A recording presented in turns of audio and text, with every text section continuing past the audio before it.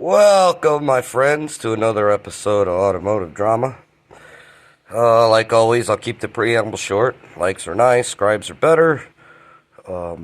Questions, comments, feel free to ask, leave them, and if you want to hear any more, watch the episodes or follow them, please ring the bell.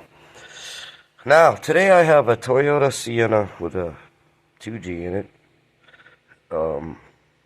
V6. I'm really kind of pissed off about this. I just put a water pump and a thermostat in this thing, which is over here the other day. I don't know if anybody saw that video. I looked this thing over really good. Never lost a drop of coolant, and the water pump was making so much noise. I was actually surprised that it wasn't leaking. And put it all back together, found out it needed a thermostat, or a radiator cap, sorry. Because when you shut it off, it kind of wanted to sound like it was trying to boil. Fixed all that, drove it around, and thing was fine. I don't know, a day or two later, she calls me up, says it went crazy. It said it was overheating, she saw a puff of smoke or whatever.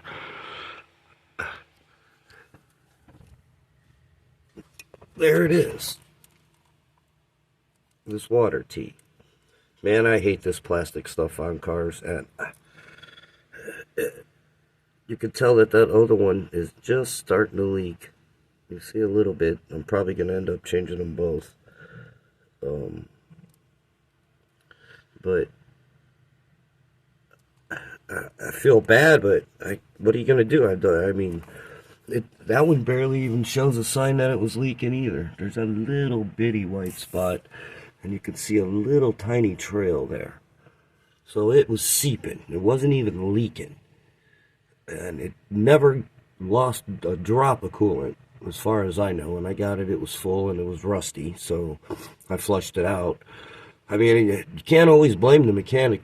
I gave her a list of things that I saw wrong with it. First of all, you can't even barely see that because it's buried behind the air box.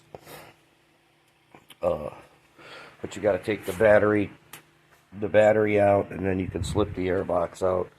Be careful, there's a couple vacuum lines. Got to watch out for the mass airflow sensor plug.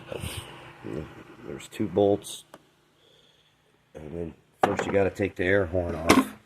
And then there's 2 bolts that go on the cowl or the core support. And then you got to loosen up the vacuum lines that go to that. Make sure you pull the vacuum line off of that. And there's one on the bottom side too. Other than that, I mean, we do our due diligence in this business to try to, do what we can do, but I guess that's why I only got 2 crystal balls and 1 magic wand, and I sure don't use them to fix cars. But I feel bad, but how could I predict that? If it would have been leaking, I drove it around real good and let it sit and rechecked it, and it wasn't leaking a drop. So I gave it back to her. I don't know.